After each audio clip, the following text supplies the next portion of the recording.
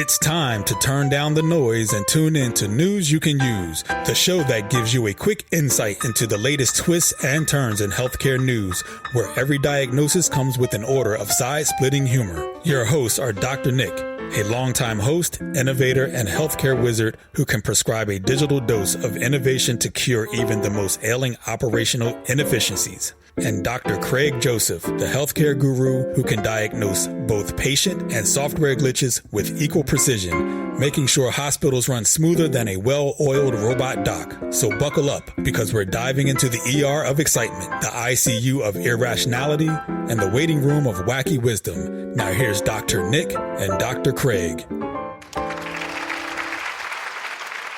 Welcome to the month of August. I'm Dr. Nick. And I'm Dr. Craig. This week, we'll be dissecting the latest healthcare news, unraveling the twists and turns, and making sense of the debacles. And just remember, life's a lot like a breaking story. Unpredictable, often absurd, and occasionally leaves you wondering if it's all just a cosmic prank. This week, we're looking at the Blue Cross Blue Shield dropping of CVS Health, and indeed looking at Babylon and their decline from a position of power. I do want to note that no zebras were harmed in the recording of this episode. Further, we'll talk about who deserves to have the title of doctor in a healthcare facility. We'll look at two excellent pieces of research from Epic Research about cystic fibrosis and improvements in terms of chronic care with Medicare. And we'll be reviewing not incredibly recent article from the British Medical Journal talking about parachute use to prevent death and major trauma when jumping from an aircraft, a randomized controlled trial. And first off this week, we have the Blue Shield of California ditching CVS Health. What are they doing? Well, they're removing CVS's health pharmacy services and instead going with the Cost Plus company. Craig, what are your thoughts? Well, first off, I'm glad to hear that they're not trying to close down every CVS pharmacy, because that seems a bit strong. So they're simply saying that as an insurer, they are not going to be leveraging CVS Health or CVS pharmacies for a lot of the services that they're insured patients, clients, whatever we want to call them, are going to be receiving. And instead of using CVS and some of their subsidiaries, they'll be using Mark Cuban Cost Plus drug company to actually manufacture, and then Amazon to actually deliver the prescriptions. Obviously, this is not going to be for every prescription, and I'm not sure what they're going to be doing with respect to things that you need, right? If you go to the doctor's office and you have a bad pneumonia and they want to give you an antibiotic, you are not going to go online and order a medication that's going to take 4 or 5 days to get to you. So we're talking about chronic medications, like for your cholesterol medicine or for your high blood pressure medicine. But it's pretty convenient. And I know that I use Mark Cuban's Cost Plus drug right now for one of my prescriptions, and seems pretty convenient. It looks like they're trying to cut out one layer of middlemen. Only one layer? What do you mean? You're kidding, right? Well, I'm being kind, Doctor. God, you're being exceptionally kind. I think there's a few more layers in that PBM layer. You're correct, and every layer, takes a cut, and so kind of going, and I think that's what when Cost Plus started, that was the idea that, hey, we Mark Cuban and company are going to manufacture these medications, and they're all they're not brand name, they're all generic meds, and it's not rocket science to create them. And so that's what they've done, and then what they've done outside of CVS to say, hey, if you want to get your prescription meds from us, if we make them, we don't make them all, that's for sure, but if we make them, we're just going to charge you a small percentage above whatever we think our costs are. So we're not trying to get rich, trying to get rich slowly, not trying to get rich quickly, maybe. And a service fee and postage and that kind. It's very reasonable. So it's interesting to see one of the first big players like Blue Cross of California jumping into this game. I can't cut out the visual in my mind of, the dominoes in, I think it was The Big Bang Theory, where Sheldon had built the whole room full and he hit one and it, just cascaded. It feels a little bit like that, because here we have a large player. They're saying, enough of this. I think what's interesting, and you and I both use it. I'm a big fan. There's no secret about this. Love that whole system. I've found it. I've talked about some of the discrepancies, in terms of pricing. A couple of things. First of all, they don't take insurance. There is no insurance involved in this. They're just taking a straightforward cash price. That cost plus thing is, that's it. Exactly. I think my recollection is it's a 15% markup on the base price of these generic drugs that have been made for years. And it was 110 drugs when they first launched. I think they've expanded significantly. I wonder if they'll be taking insurance, or even if there's a need for it in, some of these. I mean, I know some of the medications that have been around for a long time. We're talking pennies for daily doses and so forth. You're right, it's not quick, but wow, we're finally seeing, I think, a break in this layer that I've got to be honest, there's, a lot of frustration with people in terms of costs that seem opaque. Crystal would seem opaque by comparison to what's going on behind the scenes here. It's just, it's oh my God. And God bless them for doing it. I got to say, I'm super excited. I want to see where else they go with it. Yeah, it's quite interesting when you, if you're lucky enough to have insurance that has a copay, and you go to the, your local drugstore, and for me, I would get a prescription, and it would say for this cholesterol medicine that I'm on, you paid $25 or whatever my monthly copay was. Your insurance saved you $170, right?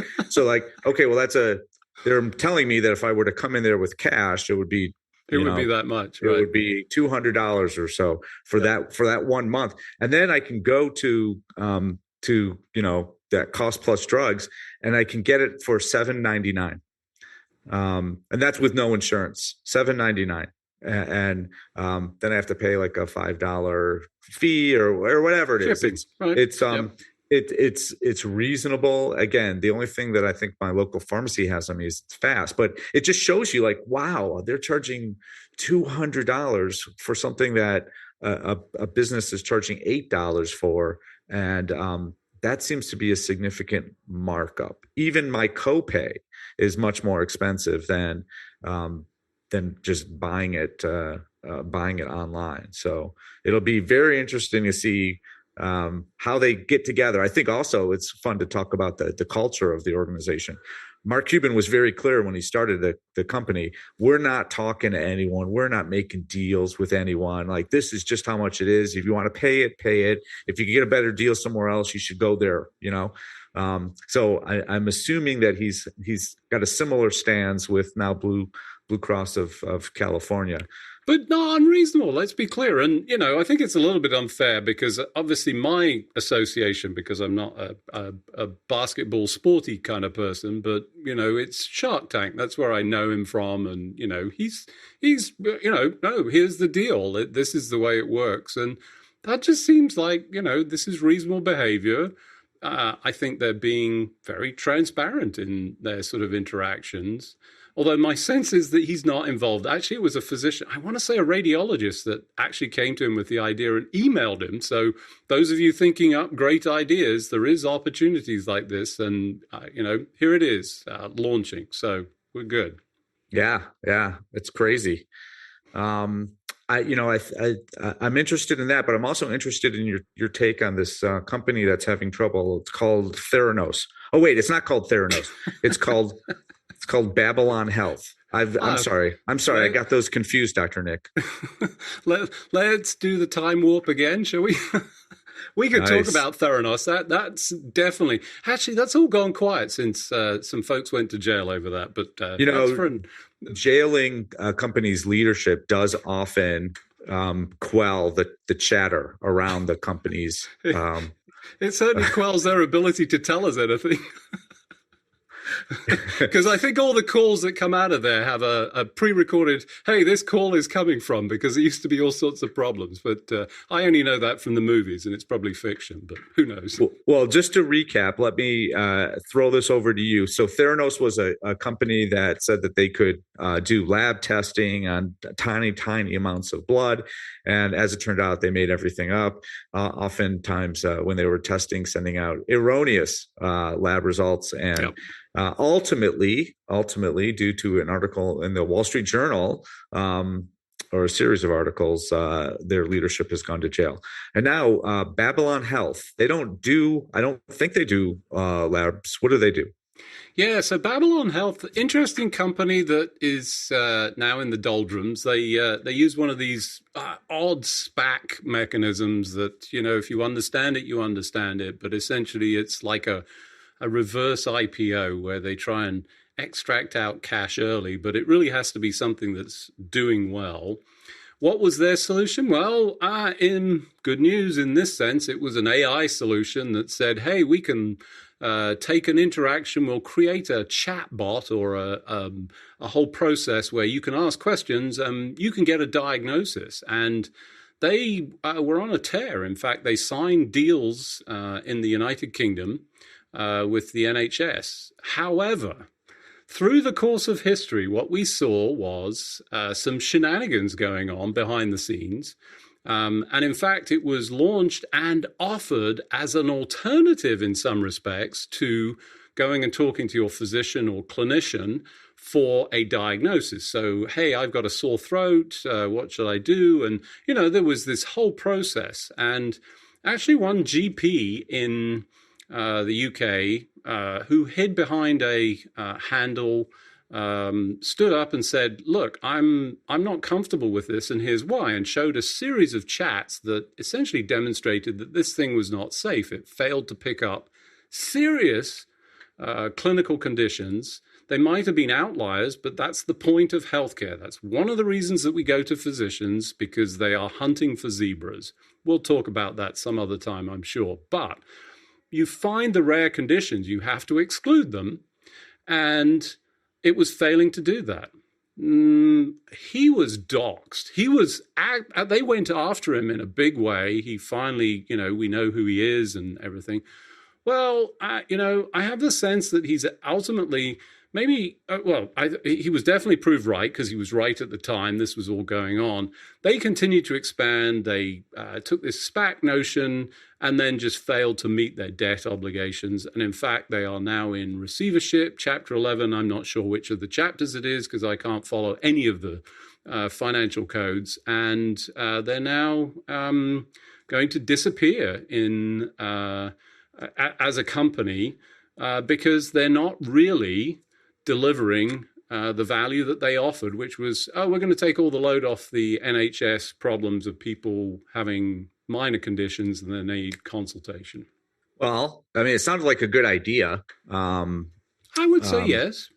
Yeah, there are lots of things, and I think as a primary care doctor, that there are a big percentage of what I used to do, it doesn't really require advanced training, as you said. And the key, though, and let me emphasize this, first of all, that when you talked about hunting zebras, really, we don't have guns.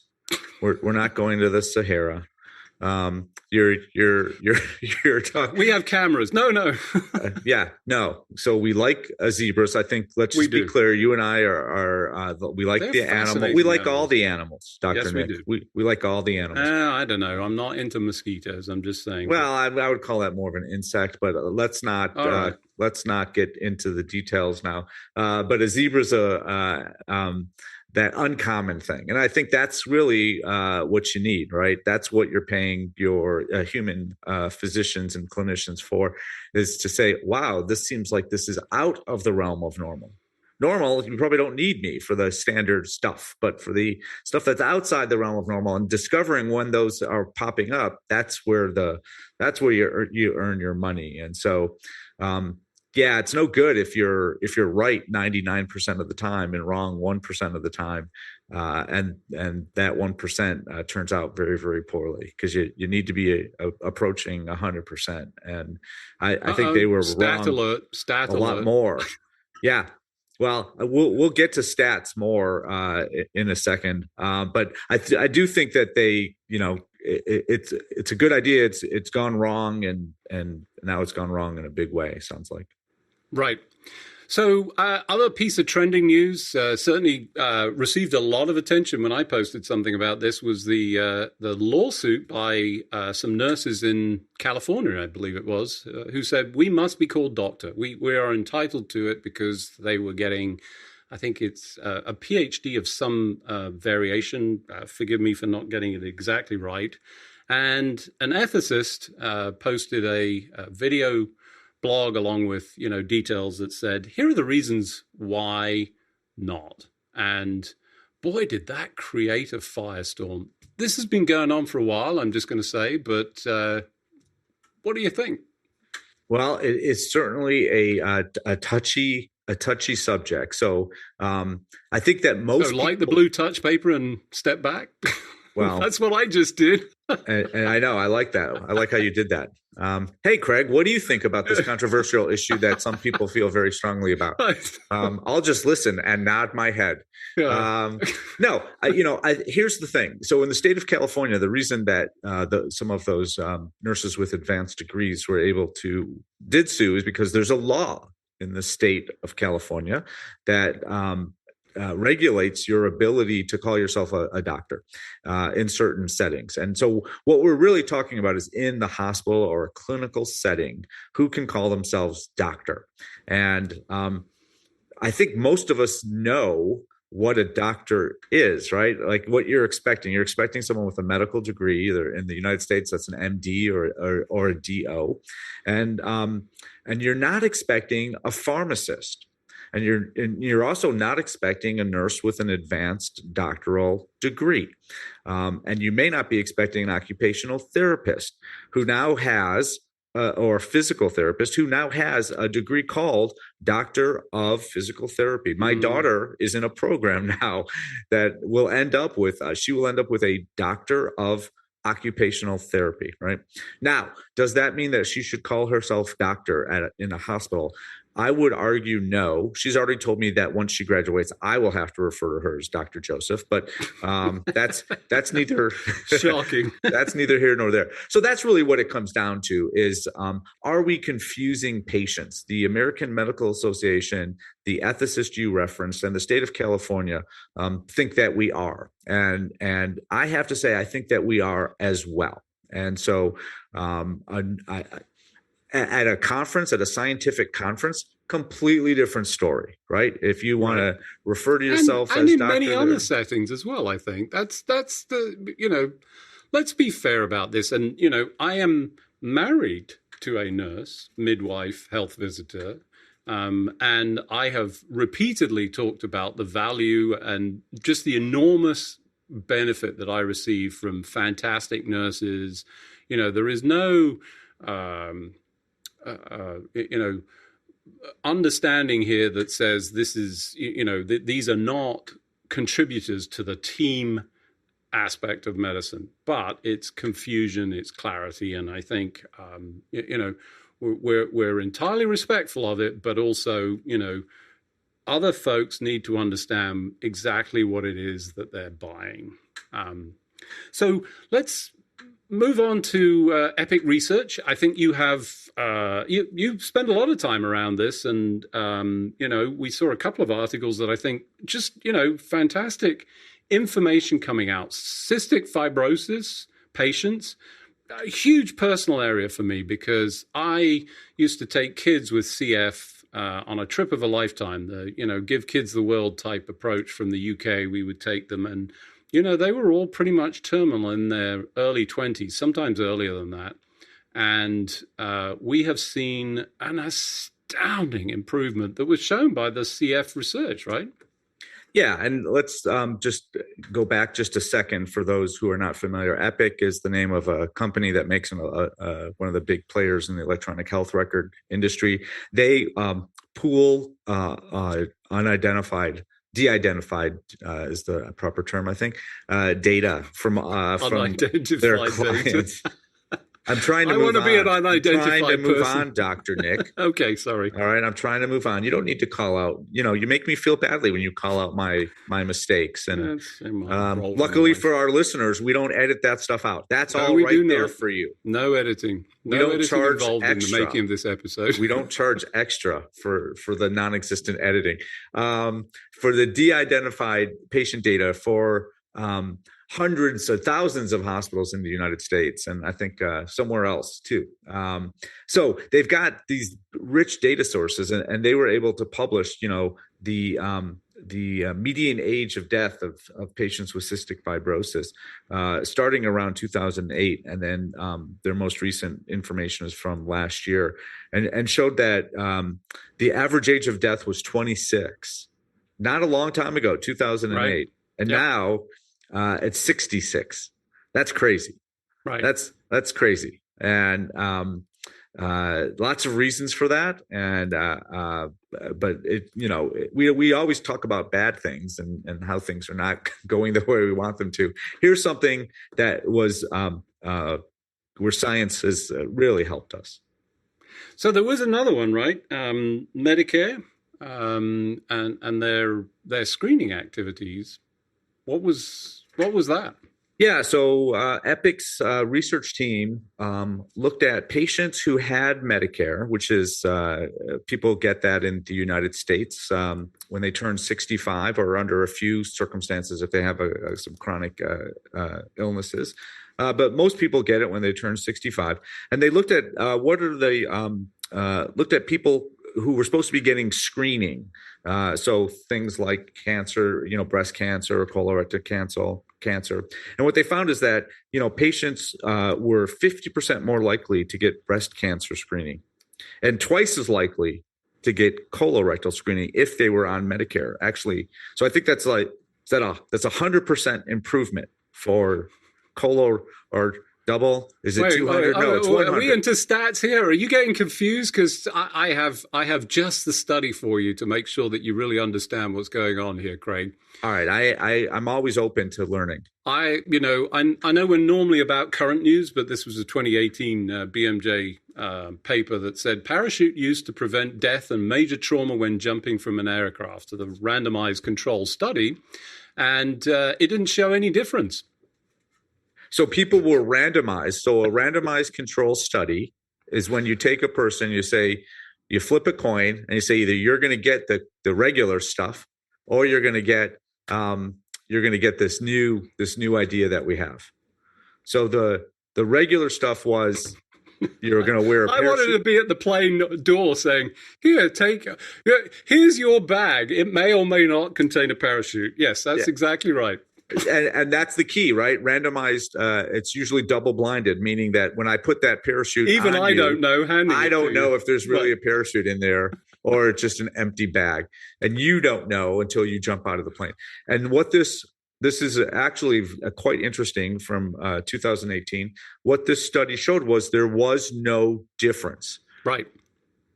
None whatsoever. And no difference in death or trauma as a result of jumping out of a what you call an aeroplane. I was just delighted to see this paper. I'm just excited that folks are taking the time to carry out these kinds. But this was not in a real journal, was it, Dr. Nick? It was. This was in the BMJ. What is that? I've never heard of that. The British before. Medical Journal. Oh, so it's British. Well, let's just start off there. It may not be that and just to be clear, dependable. that's in Lansdowne Square in London. I used to live very close to that. I had friends. They had a nice park on the outside.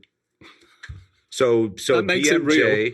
British Medical Journal is a real scientific journal.